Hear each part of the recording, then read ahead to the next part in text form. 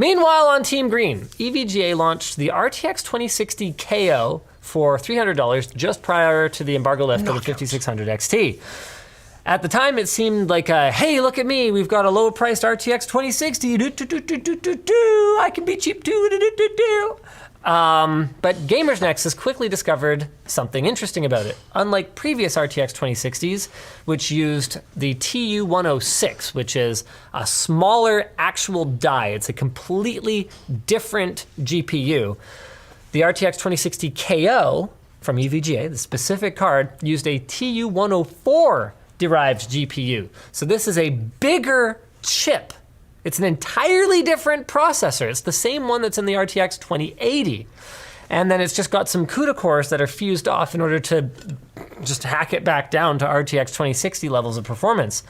And it kind of sounds like binning, which it kind of is. These might have been, bad TU104s. Very likely, yeah. Yeah, however, it has performance implications for applications like Blender, where improvements of up to 47% are possible because architecturally the chip is actually quite different.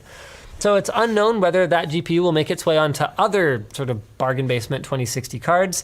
EVGA was apparently not aware that they were receiving different GPUs for the KO, but I find that a little bit hard to believe. Yeah, what? How could you possibly not know that? EVGA is a pretty engineering-centric company. A lot of people think that EVGA is one of those slap our label on it and resell it type of company, because in the early days, they were more like that. So, back when it was, like BFG and EVGA, and I'm trying to remember who the heck else even existed. I miss BFG, but the reason why I miss BFG is entirely why they're gone. Taking advantage of their lifetime warranty? You monster. Yeah. I did it too. They offered it. I mean, it's not my fault. Yeah. They had a lifetime warranty. Anyway, Yeah. So the point is, way back then, it was pretty common for just branding companies to just take graphics cards that were made by actual engineering companies and then figure out some other way to add value to it, whether it was through game bundles that they negotiated or t-shirts that they put in the box. Cool new sticker, a poster, and a game. Or great customer service, whatever the case may be. But over the years, I mean, EVGA, if I recall correctly, they bought Chaintek's motherboard, or was it EPOS? I can't remember. They bought Epochs. It was either Epochs or Chaintek. I don't know. They bought one of them when that motherboard company ditched their enthusiast division or something like that. But they have actual engineers on staff now. I find it very, very hard to believe that, given how deeply involved in the hardware and firmware engineering and overclocking tools, I find it very hard to believe that they accidentally put the wrong chip or didn't realize it was a completely different chip on their cards, because they don't look the same. So here, hold on a second. That's what I was gonna say, is visually they're different. Yeah. It's not.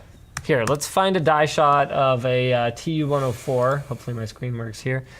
Okay, so here's a TU104. Unfortunately, I can't see the die size. I wish I could. TU106 die size. So anyway, that's the die. So TU106 is 445 millimeters square. TU104 die size, 545 millimeters square. They are physically a different size. Yeah. If you just look at them, they look different. One of them is bigger. I find it very, very hard to believe. Your cooler would almost certainly change. Not necessarily, but the PCB would have to change. It's a different chip. But isn't there more power delivery?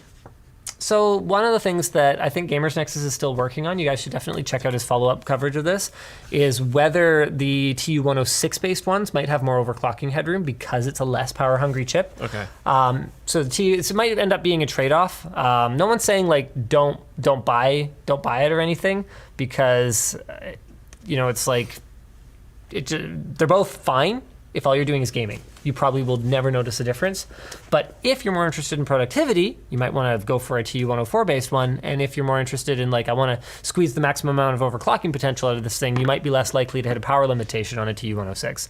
Not confirmed yet, to my knowledge.